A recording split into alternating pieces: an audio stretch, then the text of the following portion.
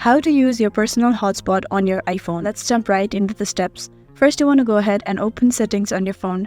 Then you want to scroll down and you want to tap on personal hotspot. As it is not world enabled, you want to go ahead and tap on cellular data. You just want to go ahead and turn on that toggle button.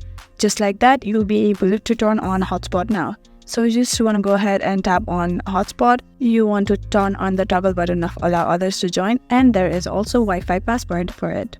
If people want to join your personal hotspot, what they want to do is join your Wi-Fi by putting on the password, and that is how they join your personal hotspot, and you can also use it for your own. Now, how to join hotspot? For that, go to the Wi-Fi settings, and then now you want to join the hotspot of your friend, and then you'll be able to see a link icon on the top of your notification bar.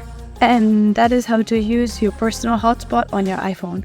I really hope this video helped you out. Thank you so much for watching till the very end.